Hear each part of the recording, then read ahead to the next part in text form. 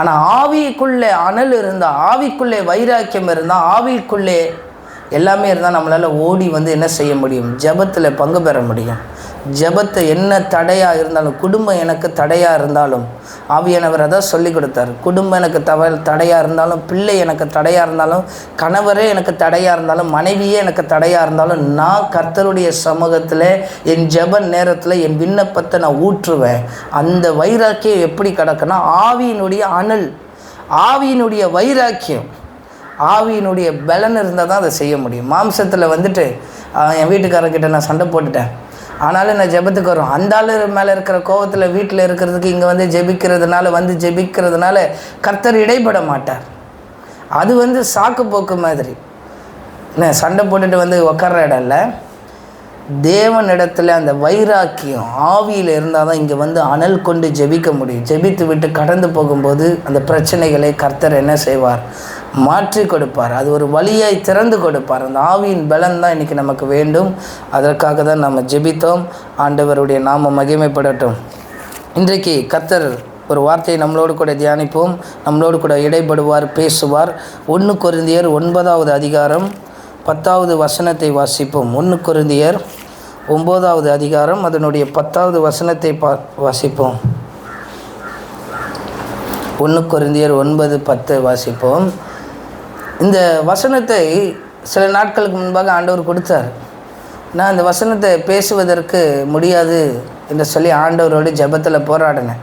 கர்த்தர் ஆனால் இன்றைக்கு தான் இந்த வசனத்தை பேச சொல்லி உள்ளத்தில் சொன்னதுனால, இது யாருக்கு பிரயோஜனம் என்றால், எனக்கும் சபைக்கும் ஊழியத்துக்கும் நமக்கும் இந்த வசனம் பிரயோஜனமாக இருக்கும். வாசிப்போம். 1 கொரிந்தியர் 9 அதனுடைய 10வது வசனத்தை வாசிப்போம். நமக்காக தான் இதை சொல்லுகிறாரோ, உழுகிறவன் நம்பிக்கையோடு உழவும், போரடிக்கிறவன் தான் நம்புகிறதில் பங்கடைவேன் என்கிற நம்பிக்கையோடு போரடிக்க வேண்டியதே. ஆகையால் அது நமக்காகவே எழுதியிருக்கிறது. மறுபடியும் பாருங்கள் அந்த வசனத்தை. நமக்காக தான் இது சொல்லுகிறாரோ. எத்தனை பேர் இருதயம் இந்த வேலையில் அதை நோக்கி பார்க்கிறது என்பது தெரியல. என் இருதயம் அதை நோக்கி பார்க்கிறது வசனத்தை. நமக்காக தான் இதை சொல்லுகிறாரோ. ஒருவேளை எனக்கு தான் சொல்லுகிறாரோ. பாஸ்டர் எப்பொழுதுமே மெசேஜெலாம் கொடுக்கும்போது விசுவாசிகள் சொல்லும்போது சொல்லுவார்கள், அவர் எனக்கு தான் பேசினார், என்னை குறித்து தான் பேசினார், என்னை குறித்து தான் சொல்கிறாரு அப்படின்னு சொல்லி. இந்த கொரிந்து சபையிலும் அப்படிப்பட்ட ஜனங்கள் இருக்கிறாங்க. எனக்கு தான் பேசினாரோ பாஸ்டர், எனக்கு தான் சொல்லியிருக்கிறாரோ. அப்போ பவுல் அதை சொல்லுகிறார் அந்த வசனத்தை. நமக்கு தான் இதை சொல்லுகிறாரோ. உழுகிறவன் நம்பிக்கையோடு உழவும், போரடிக்கிறவன் தான் நம்புகிறதில், இந்த நம்பிக்கையோடு அவன் போரடிக்க வேண்டியதாக இருக்கிறது. ஆகையால் நமக்காகவா இது சொல்லப்பட்டிருக்கிறதுன்னு ஆரம்பத்தில் சொல்கிறார். இந்த வசனத்தில் முடியும் போது சொல்கிறார், இது நமக்காக தான் எழுதியிருக்கிறது. அதில் சந்தேகமே இல்லை. இன்றைக்கு கர்த்தர் சொல்லுகிற காரியம், உழுகிறவன் நம்பிக்கையோடு உழ வேண்டும். நீங்கள் எல்லாம் உழ வேண்டும். ஆண்டவர் சமூகத்தில் உழ வேண்டும். உழ வேண்டும் என்ன உருண்டு பெறலன்னு இல்லை. உழுகிறவனை பார்க்கிறோம். அந்த உழுகிறவன் எப்படி உழுகிறான் பாருங்கள். காலையில் எத்தனை மணிக்கு உழுகிறவன்? நீங்களாம் உழுத ஆட்கள், அதனால தான் தெரியும், உங்களுக்கு தான் அதெல்லாம் தெரியும். எத்தனை மணிக்கு காலையில் எந்திரிக்கணும்? உழுகிறவன் 5 மணி 4 மணிக்கு உழுகிறவன் எந்திரிப்பாங்களாம்.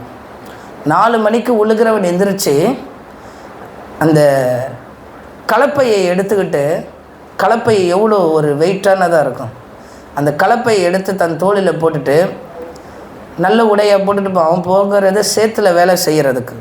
ஒரு உடையை போட்டுக்கொண்டு வயலுக்கு போகிறாங்க. போய் என்ன செய்கிறாங்க? உழ ஆரம்பிக்கிறாங்க 4 மணிக்கு எந்திரிச்சு. இங்கே வசனம் சொல்லுகிறது, உழுகிறவன் நம்பிக்கையோடு உழணும். என்கிட்ட நம்பிக்கை இருக்குது, கர்த்தர் நம்மளை நடத்துவார், ஆசீர்வதிப்பார், பலப்படுத்துவார், உற்சாகப்படுத்துவார், எதிர்கால திட்டங்களை செயல்படுத்தி கொடுப்பார், எனக்கு நிறைவேற்றியதை நிறைவேற்றி கொடுப்பார், எல்லாம் செய்வார், விளைச்சல் அடைய செய்வார், ஆத்துமாக்களை கொடுப்பார், ஜெபிக்க வைப்பார், பாட வைப்பார், துதிக்க வைக்கிறார், எனக்கு தேவையான பணங்களை கொடுக்கிறார், ஆசீர்வாதத்தை கொடுக்கிறார், எல்லாமே எனக்கு செய்கிறவராக இருக்கிறார், முடிவு பரியந்தமும் என்னை நடத்துவார். நம்பிக்கை இருக்குது. பரலோகத்துக்கு நான் போவேன். சில பேர் சொல்வேன், என்னுடைய மூளையிலேயாவது பரலோகத்தில் என்னை உட்கார வைக்கணும். இந்த நம்பிக்கை அவனுக்குள்ளே இருக்குது. ஆனால் உழுகிறானா? அதுதான் முக்கியம். நாம் உழ வேண்டும். ஒரு ஊழியக்காரன், ஒரு சபையினுடைய மேய்ப்பன், அவன் உழ வேண்டும். எனக்கு ஆண்டவர் பேசுகிறார், நான் என்ன செய்ய வேண்டும்? உழ வேண்டும். அதே மாதிரி சபையினுடைய ஜனங்கள், விசுவாசி பிள்ளைகள், ஊழியத்தில் பங்கு இருக்கிறவர்கள், லீடர்ஷிப்பில் சபையில் இருக்கிறவர்கள், அவர்கள் என்ன செய்யணும்? உழ வேண்டும். ஜனங்களும் உழ வேண்டும். ஆனால் ஜனங்களை காட்டிலும் ஊழியக்காரர்கள் அதிகமாய் உழ வேண்டும். உழுகிறவன் எப்படி உழ வேண்டும்? நம்பிக்கையோடு உழ வேண்டுமா? அவன் நம்பிக்கையிலே அந்த உளைச்சல், அந்த உழைப்பை போடும்போது அவனுக்குள்ளே ஒரு நம்பிக்கை இருக்க வேண்டும். நீங்கள் ஜெபிக்கும் போது ஒரு நம்பிக்கை இருக்கிறது. கர்த்தர் இதை எனக்கு செய்வார் சொல்லி தான் நம்ம ஜெபிக்கிறோம். கடமைக்காக ஜெபிக்கிறோமா?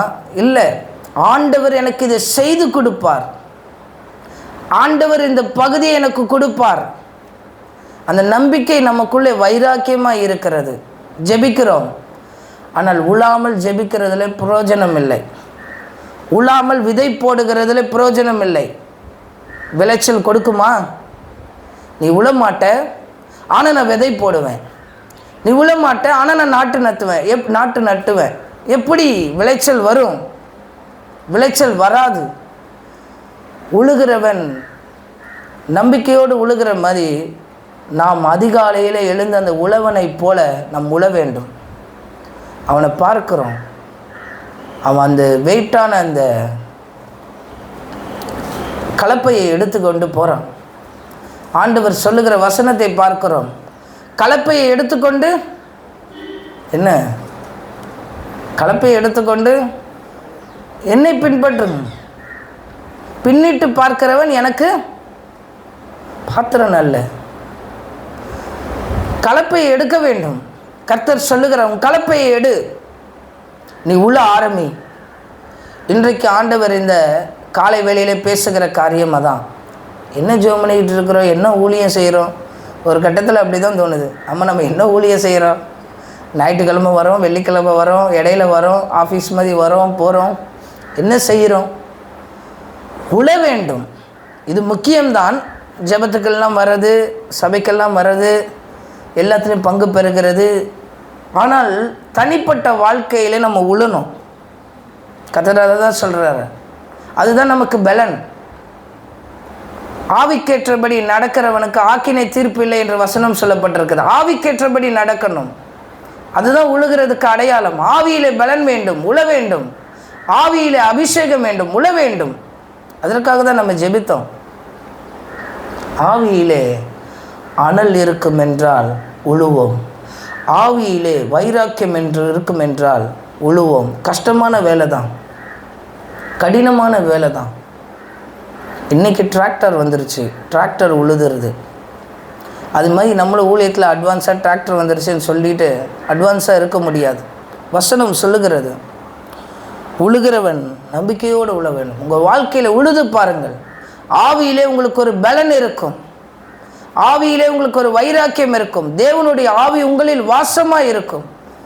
கிறிஸ்துவின் ஆவி உடையவன் எனக்கு பாத்திரன் அல்ல என்று வசனம் சொல்லப்பட்டிருக்கு. என்னுடையவன் அல்ல. அப்போ உழுகிறவன் இடத்துல கிறிஸ்துவின் ஆவி இருக்கிறது. அதிகாலையில் உழ வேண்டும். நாட்டு நட்டுறது மாத்திரம் பிரயோஜனம் அல்ல, நம்ம சம்பாதிக்கணும், அந்த நட்டு அதனுடைய செழிப்பை பார்க்கணும், நல்ல வருமானம் ஈட்ட வேண்டும். அந்த செழிப்பு நிமித்தமாய் அல்ல, உழுதால்தான் அதனுடைய செழிப்பு நமக்கு வேண்டும், உழைப்பு இருக்க வேண்டும். இன்றைக்கு இளம் ஊழியர்களாக நாங்கள் இருக்கிறோம்.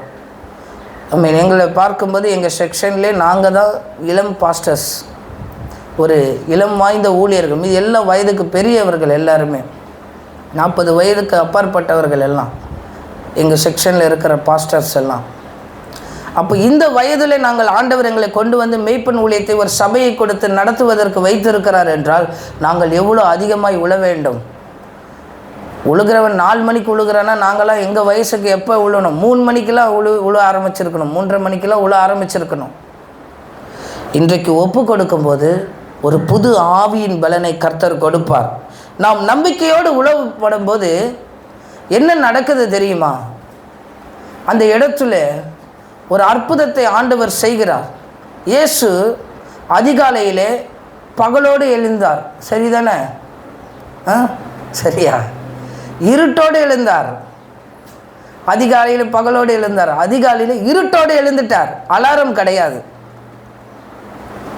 ஆனால் அவர் அதிகாலையில் இருட்டோடு எழுந்து நின்று தனித்து இருந்து மார்க்கில் இருக்கிறது போய் ஜெபிக்க போனார். ஆனால் அதிகாலையில் எழுந்து டீ குடிக்கணும்னு போயிடக்கூடாது. டீ கடை திறந்துருப்பானா 4 மணிக்குன்னு. சில இடத்துல ஊருக்கெல்லாம் போகும்போது 4 மணிக்கு எந்திரிச்ச உடனே 4:30 மணிக்கெல்லாம் முழிப்பு வந்துடும். புது இடம், தூக்கம் வராது. உடனே அவன் தேடுற இடத்த பாருங்க, டீ கடை திறந்துருக்கான்னு போகும். எங்கே டீ கடை திறந்துருக்கும்? காலையில் 24 மணி நேரம் எங்கே டீ கடை திறந்துருக்கோம்? சரி, டீ கடையை விடுவோம், நம்ம பிரியாணிக்கு வருவோமே. நமக்கு பிரியாணி தானே. 24 மணி நேரம் பிரியாணி எங்கே திறந்துருக்கு? விடியகால பிரியாணி, இரவு பிரியாணி, மிட்நைட் பிரியாணி தேடுகிறோம். அதிகாலையிலே உழ ஆரம்பித்து விட்டார் இயேசு. இருட்டோடு எழுந்து போய்விட்டார். இருட்டோடு எழுந்து ஜெபிக்க போயிட்டார். அதோட மாற்றத்தை பாருங்கள். இதுதான் எக்ஸாம்பிள். ஒரு ஊழியத்தில் உதாரணத்துவம் இதுதான், உதாரணம் இதுதான். ஒரு சபை வளர வேண்டும், நான் வளர வேண்டும், ஊழியர் வளர வேண்டும், விசுவாசிகள் வளர வேண்டும் என்றால் உதாரணத்துவம், ஒரு உதாரணம் இதுதான். இருட்டோடு எழுந்து ஜெபித்ததோடைய பலனை பாருங்கள். அவர் உழுகிறார். காலையில் எழுந்து எவ்வளோ கஷ்டம் பாருங்கள். பகலெல்லாம் ஊழியம் செஞ்சுக்கிட்டு இருக்கிறார். ஒரு 3 கூட்டம் அட்டன் பண்ணிட்டு வந்தாலே முதுகு ஒரு மாதிரி ஆயிடுது. நின்று நடத்தி ஒரு மாதிரி ஆயிடுது. காலையில் உண்மையில் எந்திரிக்கவே முடியல, அவ்வளோ டயர்டாகிடுது. ஒரு 3 கூட்டம் 2 கூட்டத்துக்கே. ஆனால் அவரை பாருங்கள், இயேசுவை கப்பர்நகூமுக்கு நடந்து போகிறார், இங்கே நடந்து போகிறார். இதில் பிரச்சனை, சீசருக்குள்ள பிரச்சனை. அதுக்கு ஒரு கமிட்டி மீட்டிங் முடிச்சுட்டு மறுபடியும் இங்கே போனால் கவர்மெண்ட் இடத்துல பிரச்சனை, பரிசேயர்கிட்ட மறுபடியும் பாஸ்டர்ஸ்கிட்ட பிரச்சனை, இங்கே பிரச்சனை, அதை பார்த்து இதை பார்த்து அற்புதம் செஞ்சு இதில் இவங்களுக்கு பிரசங்க வேற கொடுக்கணும். இருக்கிற போராட்டத்தில் இது வேறு, இதில் வேறு என் தாய் வேறு, யார் குடும்பம் வேறு. நான் இயேசுவை பார்க்க வேண்டும். அவங்க அம்மா வராங்க, நான் இயேசுவை பார்க்கணும். யார் எனக்கு தாய்? ஊழியம் செய்கிற இடத்துல உனக்கு என்ன வேலைன்னு கேட்குறாரு. அப்படி தான் கேட்குறாரு. இதோ இருக்கிறார்களே என் சித்தத்தை செய்கிறவன் தாய். அப்புறமா ஊழியம் நடக்குது, ஊழியம் முடிச்சுட்டு வரேன். பார்க்க முடியல பேரண்ட்ஸு கூட. Busy schedule. ஆனால் நம்ம என்ன சொல்லுவோம், இந்த மாதிரி ஷெடியூலே இருக்காது நமக்கெல்லாம். அவர் பண்ணதில் ஒரு 2% தான் நமக்கு. ஆனால் நம்ம என்ன சொல்லுவோம், பிஸியாக இருக்கிறேன், கொஞ்சம் பிஸியாக இருந்தேன். என்ன பிஸியாக இருந்தேன்? ஒன்றும் பிஸியாக இல்லை. டீ பிஸ்கெட்டு தான் சாப்பிட்டுட்டு இருந்திருப்பேன். பிஸியாக இருந்தேன், அதான் ஃபோன் எடுக்கலை. சும்மா இருந்தேன், ஃபோன் எடுக்கலைன்னு சொல்ல முடியாதுல்ல, அதான் பிஸியாக இருந்தேன். அது பிஸி அல்ல. உங்களை ஊழியத்தில் பிஸியாய் வைத்துக்கொள்வது, இது எல்லாம் எதில் நடக்கிறது என்றால் உழுகிறதில்ல. அவர் அதிகாலையில் இருட்டோடு அந்த வேலையை எவ்வளோ கஷ்டப்பட்டு செய்கிறாரு பாருங்கள். இயேசு ஊழியர் சும்மா இல்லை, அவ்வளோத்தையும் செய்கிறார். இதில் வேறு ஒரு பொம்பளை வஸ்திரத்தை ஓரத்தை தொட்டுட்டு போயிட்டார். அவர் ஒரு பிரச்சனைக்கு போய்கிட்டு இருக்கிறாரு, தொட்டுட்டு போகிறார். இது ஒரு பிரச்சனை. அங்கே யார் வஸ்திரத்தை தொட்டது? யார் இது? பிடியவில்லை, நான் தான் தொட்டேன். இவ்வளோத்தையும் பாருங்கள் எப்படி ஹேண்டில் பண்ணுறாரு இயேசு. எல்லாத்தையும் ஹேண்டில் பண்ணிவிட்டு போய் ரெஸ்ட் எடுத்து கொஞ்ச நேரத்தில் அவர் அதிகாலையில் இருட்டோடு எழுந்து போயிட்டார் ஜெபிக்கிறதுக்கு. அந்த உழுதல் தான் அவர் வாழ்க்கையில் பாருங்கள் ஒரு மாற்றம், ஒரு அற்புதம். நமக்கு உதாரணமாய் ஆண்டவர் நமக்கு முன்பாக வாழ்ந்து காட்டிருக்கிறார். அப்போ அவராலே அதை பண்ண முடியும். ஒரு மனுஷனாய் பூமிக்கு அவரால் பண்ண முடியும் என்பதை காட்டியிருக்கிறார். உழுகிறவன் நம்பிக்கையோடு உழ வேண்டும். நீங்கள் உழுங்கள். விளைய செய்கிறது ஆண்டவர் வேலை. உழுகிறது மட்டும்தான், விதை போடுறதா உங்கள் வேலை. அவர் நீர் பாய்ச்சுவார். பரிசுத்த ஆவியானவர் நீர் பாய்ச்சுவார். நம்ம தான் விதையே போடுறது இல்லையே, நம்ம தான் எதுவும் பண்ணுறது இல்லையே. ஹாயாக வருவோம், அல்லேலூயா கரங்களை உயர்த்தி ஆண்டவரை சொல்லுவோமானுவோம், அழகாக நடத்திட்டு போயிடும். உழுவ வேண்டும். உழுகிறவருடைய ஊழியங்கள் எல்லாம் வளர்ந்து இருக்கிறதை பார்க்கிறோம். இன்றைக்கு இளம் ஊழியர்களாய் நாம் இருக்கிறோம், இளம் தம்பதிகளாய் இருக்கிறோம், இளம் காரியங்களாய் இருக்கிறோம். கர்த்தர் இந்த கடைசி நாட்களிலே நாம் உழும் பொழுது வருகிற சந்ததிக்கு நம்மளை பயங்கரமாக எடுத்து பயன்படுத்துவார் என்கிறதுல மாற்றமில்லை. கர்த்தர் உதவி செய்வாராக. ஒப்பு கொடுத்து ஜெபம் பண்ணுவோம். ஆண்டவரே, நாங்கள் உழ வேண்டும் ஆண்டவரே, நம்பிக்கையோடு உள்ள தேவன் உதவி செய்யும். எங்கள் வாழ்க்கையிலே சோம்பல்கள், அசதிகள், பலவீனங்கள் நீங்கி ஆவியிலே உற்சாக பலன் கொண்டு நான் ஜெபிக்கிறவனாய் சபையிலே கடக்கிறவர்களாய் எங்களை மாற்றுவீராக. இனி என் வாழ்க்கையில ஒரு மாற்றம் உண்டாகட்டும், இனி என் வாழ்க்கையில ஒரு மாறுதல் உண்டாக ஒப்பு கொடுக்கிறேன். உதவி செய்யும். கர்த்தர் உதவி செய்கிறார். ஆண்டவர் உதவி செய்கிறதுக்காக ஸ்தோத்திரம். ஆமென். 1 கொரிந்தியர் 3:7 வாசிப்போம். 1 கொரிந்தியர் 3வது அதிகாரம். அப்படி இருக்க நடுகிறவனாலும் ஒன்றுமில்லை, நீர் பாய்ச்சுகிறவனாலும் ஒன்றுமில்லை, விளைய செய்கிற தேவனாலே எல்லாம் ஆகும்.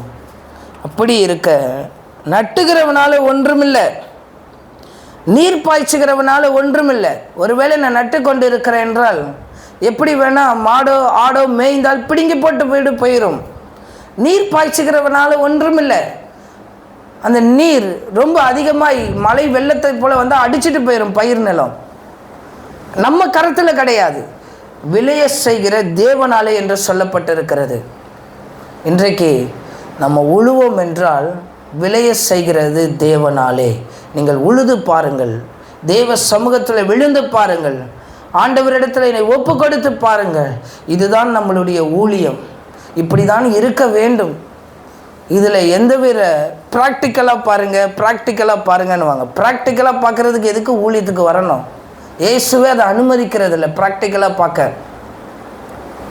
ஆனால் அதன் மத்தியிலும் தேவனுக்குண்டான வைராக்கியத்தின் நிமித்தம் என்னால் முடியலனாலும் பரவாயில்ல, ஏந்து உட்கார்ந்து ஆண்டவர் சமூகத்தில் உட்காரும்போது பரிசுத்த ஆவியானவருடைய அனல் நம்மளை ஆட்கொள்ளும், பரிசுத்த ஆவியானவருடைய வல்லமை நம்மளை ஆட்கொள்ளும், ஒரு புது பலன் நம்மளிடத்தில் ஆட்கொள்ளும். ஆண்டவர் ஆட்கொள்ள கிருபை தருவார். நம்ம உழுகிறவர்களாக இருங்க. நீங்கள் சபைக்காக உழுவுங்கள்.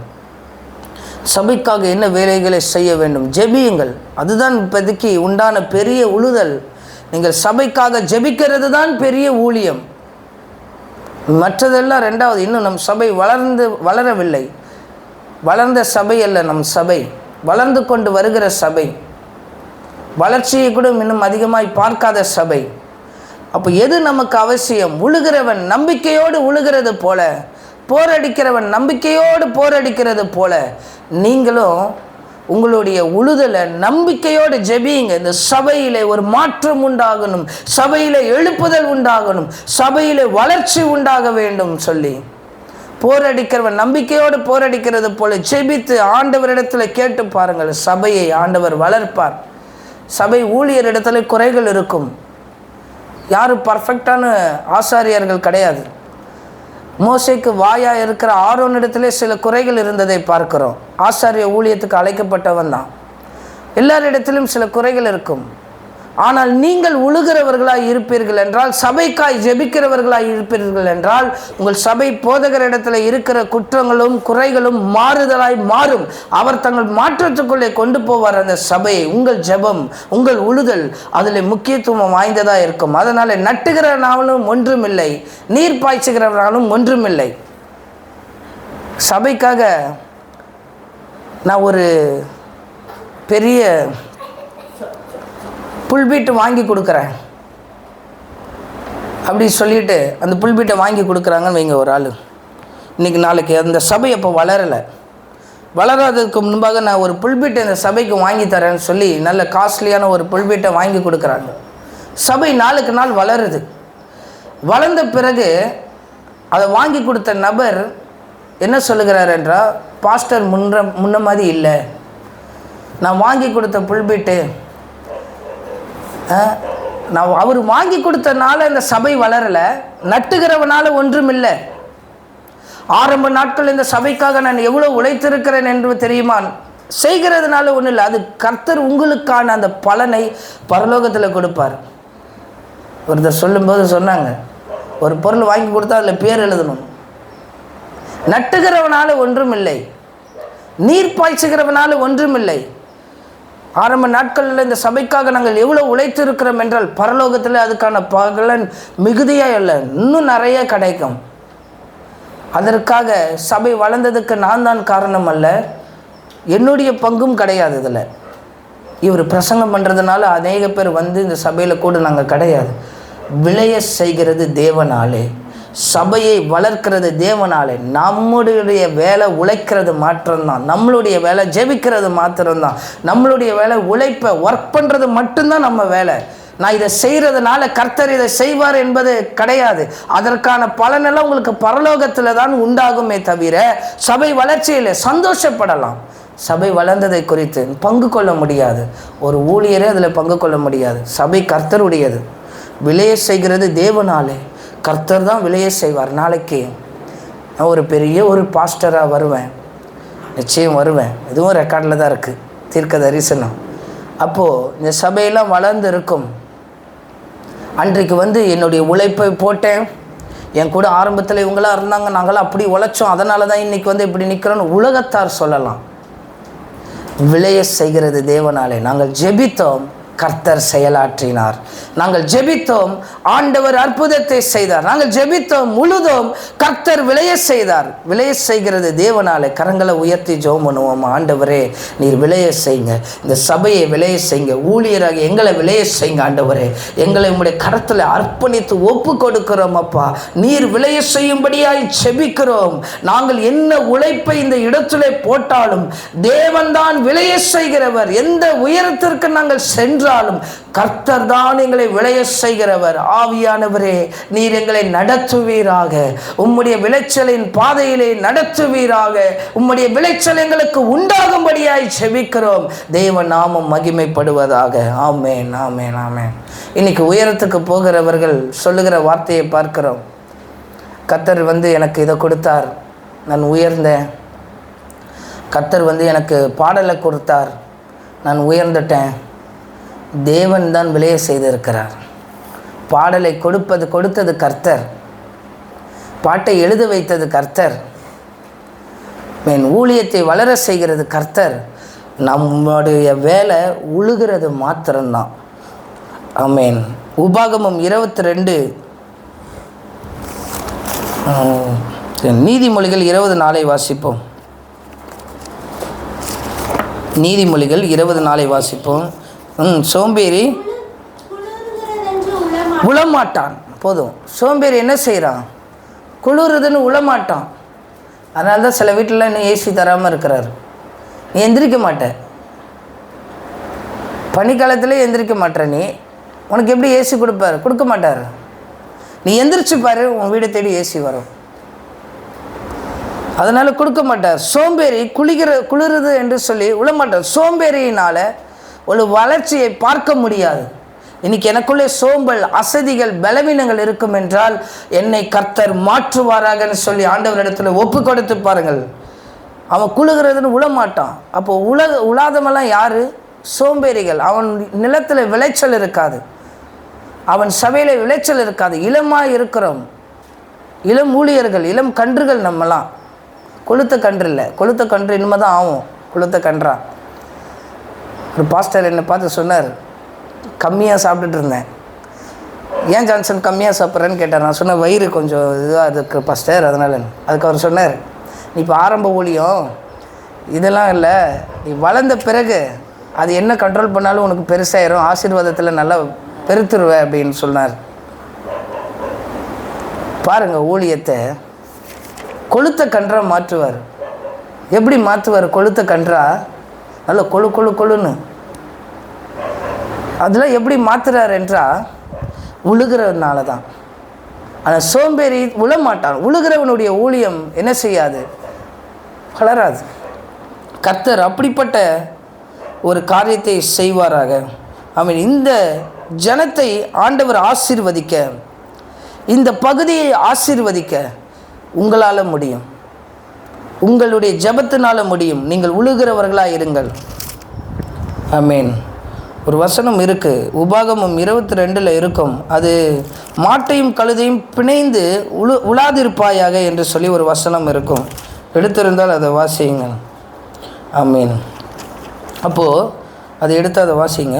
உபாகமம் 22 இருக்கும். மாட்டையும் கழுதையும் பிணைத்து உலாதிருப்பாயாக என்று சொல்லி ஒரு வசனம் இருக்கும். சரி, 22:10. சரி, முதல்ல சோம்பேறியாய் இருக்கும்போது குளிருது என்று சொல்லி அவன் என்ன செய்யான்? உளமாட்டானா, சோம்பேறியாய் இருக்கிறதுனால. ரெண்டாவது பாருங்க, மாட்டையும் கழுதையும் ஆமீன், மாட்டையும் கழுதையும் பிணைத்து உலாதிருப்பாயாக. மாடை வச்சு தான் உழுவாங்க. இப்போ அதில் கழுதையை சேர்க்காதன்றார். அப்படின்னா என்ன? வேற காரியத்தை உள்ள சேர்க்காத. உழுகிறவன் மாட்டை வச்சு தான் உழணும். கழுதையெல்லாம் என்ன பண்ணக்கூடாது? சேர்க்கக்கூடாது. அப்படின்னா என்ன? கழுதை கூட சேராதன்றார், கழுதையை இழுக்காதன்றார், கழுதையை விடுன்றார், கழுதை மாதிரி நீயும் தெரியாதன்றார். காட்டு கழுதையை குறித்து ஒரு நாள் எடுத்த, இது காட்டு கழுதை இல்லை, நார்மல் கழுதை தான். அந்த நார்மல் கழுதையே நீ உழுகிற இடத்துல கொண்டு வராதன்றார். மாட்டை தான் நீ உழ வேண்டும். நீ மாட்டை கட்டிட்டு, ஒரு மாடு தான் இருக்கு என்கிட்ட, 2 மாட்டை வச்சு உழுவுறாங்க, ஒரு மாட்டை வச்சு உழுவாங்க. 2 மாடு கிடைக்கணும்னு சொல்லிட்டு, மாடு இல்லைன்னு சொல்லிட்டு கழுதையை கொண்டு வந்துடாதன்றார். இல்லை, கழுதைகள் அவர்களெல்லாம் உங்களோடு கூட சேர்க்காதீர்கள் அப்படின்னு ஆண்டவர் சொல்லுகிறார். வசனம் சொல்லுகிறது. உழுகிற நீங்கள், ஜெபிக்கிற நீங்கள் மாட்டை வைத்து தான் உழ வேண்டும். கழுதையை நீங்கள் எதற்கு அடையாளமாக வேண்டாம் சொல்லலாம், அது சொல்லிக்கிட்டே போகலாம். நீங்கள் எதுக்கு அடையாளமாக நீங்கள் எடுத்துக்கிட்டாலும் சரி, எதெல்லாம் நமக்கு வேண்டாததோ அதெல்லாம் கழுதை தான். அது எல்லாம் இந்த உழுகிறதுக்குள்ளே நம்ம என்ன செய்யக்கூடாது? கொண்டு வரக்கூடாது. மாட்டை மாத்திரம்தான் நம்ம வைத்து உழ வேண்டும். நம்ம நோக்கம் உழணும், நிலத்தை பராமரிக்கணும், நிலத்தை பயிரிடணும், விளைச்சலை பார்க்கணும், அறுவடையை பார்க்கணும், செழிப்பை பார்க்கணும். ஆண்டவர் அதிலே எஜமான் இடத்துல ஒப்பு கொடுத்து எஜமானோடு சேரப்போகிறோம். இதுதான் நம்மளுடைய வாழ்க்கையின் நோக்கம். அதற்காக தான் நம்ம உழ வேண்டும். அதனால் மாட்டை இருக்கிற இடத்துல கழுதையை கொண்டு வந்துடக்கூடாது. மகிமை இருக்கிற இடத்துல மகிமை இல்லாத ஆளை என்ன செய்யக்கூடாது? கொண்டு வந்து வச்சிடக்கூடாது. சில ஊழியக்காரர்கள் அவங்க என்ன செய்வாங்க? முன்மாதிரியே வைப்பாங்க, நல்லது. ஆனால் அதே ஊழியக்காரர்களை ரொம்ப கடவுளுக்கு மேலே உயர்த்தி பார்க்கும்போது அதுதான் ஆண்டவர் இந்த இடத்துல சொல்கிறார். வேறு இடத்துல கொண்டு வந்து கெட்டக்கூடாது. கடைசி அந்த ஊழியர் விழுந்து போயிட்டார். இன்றைக்கி அநேக பேர் அப்படி தான் இருக்கிறாங்க. தன்னை ரோல் மாடலாக அதெல்லாம் வைத்து இருக்கிறாங்க. கடைசி அந்த ஊழியர் காணாமல் போயிடுவாங்க. மாட்டை தான் நீ என்ன செய்யணும்? உழணும். உன் முழங்கால்கள் தேவ சமூகத்தில் முழங்கி கிடக்க தேவன் உதவி செய்வாராக. அப்படிப்பட்ட காரியத்துக்கு நேராக உதவி செய்வார். அப்போ உழுகிறவன் சோம்பலாக இருக்கக்கூடாது, அசதியாக இருக்கக்கூடாது. ஜெபித்த பிறகு நீ என்ன வேணால் பண்ணு. ஜோமனு படுத்து கடை, உருண்டு பரண்டு கடை, தூங்கு சொல்லுகிறேன் ஒரு ஆலோசனையாக. ஆனால் உழுகிற நேரத்தில் உழுது தான் ஆகணும். அந்த நேரத்தில் நம் கர்த்தருக்கென்று கொடுக்குற நேரம். அந்த நேரம் நீங்கள் கொடுத்து பழகிட்ட பிறகு நீங்கள் வரலைன்னா தேவ தூதர்கள் வந்து சொல்லுவாங்க, இன்றைக்கி அவங்க வரல அந்த இடத்துக்குன்னு. கர்த்தரே சொல்லுவார், போய் பாருங்க, என் மகன் இருப்பான் அந்த இடத்துல இந்த மணிக்குன்னு. கர்த்தர் அந்த மாதிரி காரியத்தை செய்வார். ஆனால் குளிர்ந்துட்டு இருக்கிறவன் என்ன செய்ய மாட்டான்? உழமாட்டான். நல்ல ஆசீர்வாதத்தை பார்க்குறவன் உழமாட்டான். நல்ல பணத்தை பார்க்குறவங்களாம் உழமாட்டான். ஏன்னா அவனுக்கு தேவையான பணம் இருக்குது ஊழியத்தில், அவனுக்கு தேவையான காரியத்தை செய்ய முடியும். ஒருத்தர் சொல்லும்போது என்னிடத்துல சொன்னார், நான் ஒரு ஸ்தாபனமே ஸ்தாபிப்பேன் அப்படின்னாரு. என்கிட்ட அவ்வளோ இருக்குது பணம். அவங்களாம் உழமாட்டாங்க. ஒரு ஸ்தாபனம் ஸ்தாபிக்கிற அளவு நான் இது பண்ணியிருக்கிறேன், இது பண்ணுவேன் அப்படின்னாரு. பண்ணிக்கோ. அவங்களாலலாம் என்ன செய்ய முடியாது? உழமாட்டாங்க. குளிருதுன்னு சொல்லி உழமாட்டாங்க. ஏன்னா பணம் அவங்கக்கிட்ட நிறைய இருக்குது. அநேக ஊழியரை நான் எழுப்பியிருக்கேன் தெரியுமான்னு வாங்க. 1000 ஊழியர் மேலே நான் எழுப்பியிருக்கேன்னு ஒரு பாஸ்டர் சொல்லிகிட்டு இருந்தார் என்கிட்ட. 1000 ஊழியரை நான் எழுப்பியிருக்கிறேன். அநேக ஊழியரை எழுப்பினாலும் நான் எழுப்புகிறேன். ஆனால் நான் என்ன செய்ய மாட்டேன்? உழமாட்டேன். ஆனால் என்ன பண்ணுவேன்? மாட்டெல்லாம் அனுப்பி விடுவேன் அப்படின்ற மாதிரி அவர் சொல்கிற மாதிரி சொன்னார். சோம்பேறி உழமாட்டான். இன்றைக்கு அந்த சோம்பல் நமக்குள்ளே இல்லாதபடி பிசாசானவன் அதை தான் கொண்டு வந்து வைக்கிறான். மீன் போஜனத்தை குறித்து கர்த்தர் ஒரு நாள் பேசுவாராக. அதுவும் இருதயத்தில் போடும்போது பேசுவார். அதுவும் இருக்குது. இதோடு அதுவும் பேச ஆண்டவர் எடுத்து கொடுத்த வார்த்தை இதெல்லாம் இருக்கும்போது நம் ஆண்டவருக்குள்ளே வளர முடியாது. போஜனம், அளவுக்கான போஜனம், ருசியான போஜனம் நல்லது. அளவுக்கு அதிகமாக வாங்கி சாப்பிடும்போது உழ முடியாது. காலையில் போய் எந்திரிச்சு வேலை செய்ய முடியாது. நைட்டு நல்லா சாப்பிட்டுட்டு அதன் மாதிரி நம்ம நல்லா சாப்பிட்டுட்டு காலையில் அதிகாலையில் ஆண்டவர் சமூகத்தில் இருக்க முடியாது. உழுகிறவன் ரொம்ப கவனமாக இருக்கணும், ஜெபிக்கிறவனாக இருக்கணும், சோம்பல் இல்லாதவனாக இருக்கணும். மாட்டை தான் வைத்து உழுகணும், கழுதையை சேர்க்காத, உலகத்தை சேர்க்காதன்றார் ஆண்டவர். அதோடு கூட அதாவது இது எதுக்கு அடையாளமாக சொல்லலான்னா, ஃபோனை கொண்டு போகாதன்றார். ஜெபம் அப்போ கொண்டு போய் வச்சனா என்ன பண்ணுவாங்க? ஃபோன் அடிச்சுக்கிட்டே இருப்பாங்க, நோட்டிஃபிகேஷன் வந்துக்கிட்டே இருக்கும். கழுதையை கொண்டு வந்து கெட்டாத, மாட்டு கெட்டுற இடத்துலன்றார். இது கழுதை கொண்டு வந்து கெட்டாத. சில பேர் இதுக்கு போர்த்திபால்னு பேர் வச்சுருக்குறாங்க. சில பேர் அது என்ன, சிம்சன் காதலிச்ச பொண்ணு பேர் என்ன, தெளிலால்னு பேர் வச்சுருக்காங்க. இப்படி ஆளாளுக்கு இது ஒரு பேர் வச்சு யூஸ் பண்ணிக்கிட்டு இருக்காங்க ஊழியக்காரங்க. ஏன்னா அப்போ தான் அதை தள்ளி வைக்க முடியுது ஜான்சன்னாங்க. அதனால் மாட்டை உழுது தான் நம்ம என்ன செய்ய முடியும்? ஜெயத்தை பார்க்க முடியும். அதிகாலையிலே இயேசு தனித்து தான் போனார். 2 பேரை கூட்டு போனார். அதுக்குன்னு அவங்கள கழுதெல்லாம் சொல்லலை சீசரை. அவர் போகிறாரு, 2 பேரை கூட்டு தூங்கிட்டான். குளிருது, நல்ல குளிர்ச்சியான இடம். அவர் ஜெபிக்கிறதுக்கு வனாந்திரமான ஒரு இடத்த பாருங்கள். வனாந்திரமாக தனித்து ஜோமுன்ற இடம். இவங்களை அங்கே கூட்டிகிட்டு போனால் இவங்களுக்கு என்ன நினச்சிட்டாங்க? வனாந்திரமாக தனித்து இருக்கிற இடமா பார்த்த உடனே அவங்க என்ன நினச்சிட்டாங்கன்னா, நல்லா தூங்குகிற இடம் மாதிரி இருந்திருக்கு போல. அது நல்லா சேஃபாக அழகாக தூங்கிட்டானுங்க. நல்லா இயேசு கூட்டிகிட்டு போனேன் பார்த்தாரு. அதுக்கப்புறம் பார்க்குறோம், இதுக்கப்புறம் இவங்களை கூப்பிட்டு போனால் நம்மளை தூங்க வச்சுருவானுங்க போலட்டு தான் கூப்பிட்டு போல. தனித்து போய் ஜெபிக்கிறார். தெரியும் அவருக்கு இவனுங்களெல்லாம் கூப்பிட்டு போனால் நம்மளை தூங்க வச்சுருவானுங்க. கழுதையை கட்டலை, மாட்டோட என்ன செய்யலை, கழுதையை கட்டலை. கர்த்தர் உதவி செய்வாராக, நம்மளோடு கூட இடைப்படுவாராக. ஒப்பு கொடுத்து ஜெபம் பண்ணுவோம். ஆண்டவர் இடத்துல எத்தனை பேர் உழ விரும்புகிறீர்கள்? இந்த சபைக்காக, இதற்காக தான் நம்ம பிடிக்கப்பட்டு இருக்கிறோம், இதற்காக தான் நம்ம அழைக்கப்பட்டு இருக்கிறோம். கண்களை மூடி ஆண்டவர் சமூகத்தில் ஒப்பு கொடுத்து ஜெபம் பண்ணுவோம். அல்லேலூயா. ஆண்டவர் இடத்துல, ஆண்டவரே, நான் உழ பிறந்தவன், நான் உழுவதற்காக தெரிந்து கொள்ளப்பட்டவன், நம்பிக்கையோடு உழுகிறவனாய் நீ இருப்பாய் என்றால், ஆமேன், விளைய செய்கிறது தேவனாலே என்கிற நம்பிக்கை உனக்குள்ளே இருப்பதாக. ஆமேன். மாட்டையும் கழுதையும் பிணைந்து கட்டாயாக. சோம்பேறி குழுகிறது என்று சொல்லி உழமாட்டான். இன்றைக்கு ஆண்டவரிடத்தில் ஒப்பு கொடுத்து அந்த சோம்பேறி தனங்கள் எனக்குள்ளே இருக்கும் என்றால், ஆண்டவரை இன்றைக்கு அதை நான் அகமாக்கி போடுகிறேன் என்று சொல்லி, ஆவியானவர் எனக்கு பலனை தாங்க, உழுகிறவனா என்னை மாற்றுங்க. நீ தேசத்திற்காக உழ வேண்டும், நீ இந்த பகுதிக்காக உழ வேண்டும், எழுப்புதலுக்காக உழ வேண்டும், உன் சபைக்காக உழ வேண்டும், உன் ஊழியத்துக்காக உழ வேண்டும், பரலோக ராஜ்யத்துக்காக உழ வேண்டும். இவைகளிலே நீ உழும்போது உன் வாழ்க்கை செழிப்பாய் மாறும். இதற்குண்டான தடைகள், சோம்பேறியே குளிகிறது என்று சொல்லி உழமாட்டான். நான் அதை போல உழுகிறவனாய் இருப்பேன் என்றால், இயேசுவின் நாமத்தினால் இன்றைக்கு என்னை விட்டு நீங்கி போகட்டும். மாட்டையும் கழுதையும் பிணைந்து நீ என்ன செய்யக்கூடாது? உழக்கூடாது. அசுத்தத்தோடு நீ உழக்கூடாது. ஆண்டவரே, எனக்குள்ளே பரிசுத்தத்தோடு நான் உழுது கொள்ள என் தேவன் உதவி செய்கிறது. ஆமென். எனக்கு ஒப்பு கொடுங்க. ஆண்டவரிடத்தில் நான் உழ பிறந்தவன், நான் உழ தெரிந்து கொள்ளப்பட்டவன். உன் ஊழியம் உழுகிறது நிமித்தமாக தான் வளரும்.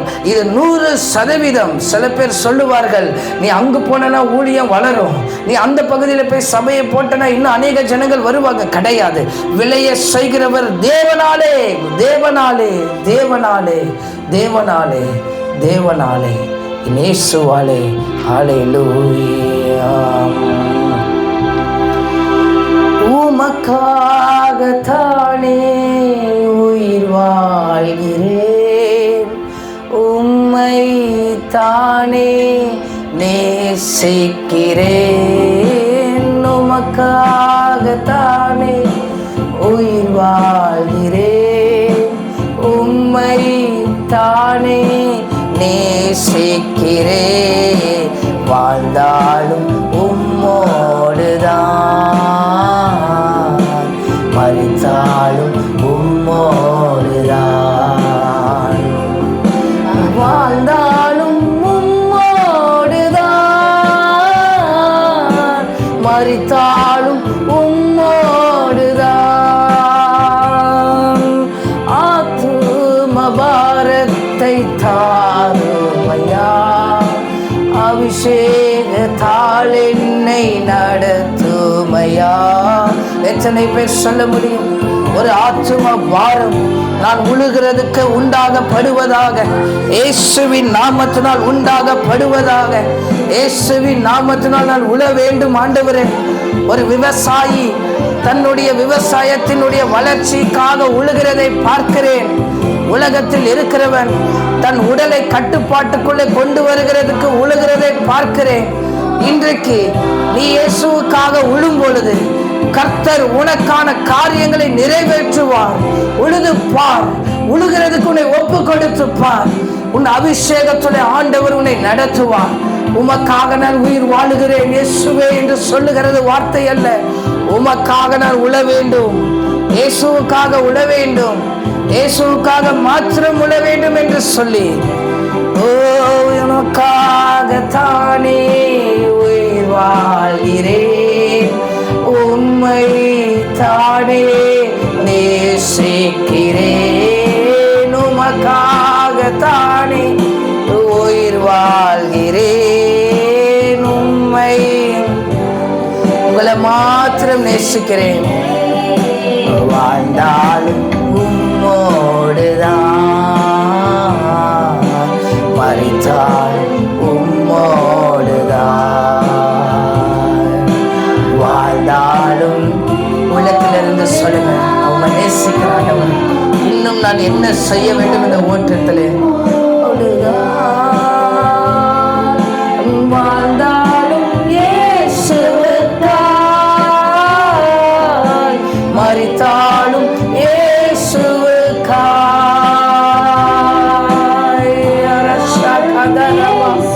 இதை ஒப்பு கொடுக்கிறேன், ஒப்பு கொடுங்கள் ஆண்டவரிடத்திலே. ஒரு புது அபிஷேகம் ஆட்கொள்ளும், ஒரு புது அனல் ஆட்கொள்ளட்டும், ஒரு புது கிருபை ஆட்கொள்ளட்டும், ஒரு புது பலன் ஆட்கொள்ளட்டும். இயேசுவின் நாமத்தினால் பரிசுத்த ஆவியானவருடைய பலன் கடந்து வருவாராக. உச்சல் தலை முதல் உள்ளம் கால்கள் வரை நிரப்பப்படுவதாக. உன் சோம்பல்கள் பலவீனங்கள் மாறுகிறது. மகளே, இயேசுவின் நாமத்தை சொல்லி நீ ஜெபிக்கிற வேளையிலே உனக்கு அற்புதம் உண்டாகிறது, உனக்கு அதிசயம் உண்டாகிறது. கட்டுகிறேன் என்று சொல்லி ஜெபி. உன் சோம்பலை கட்டிப்பார்.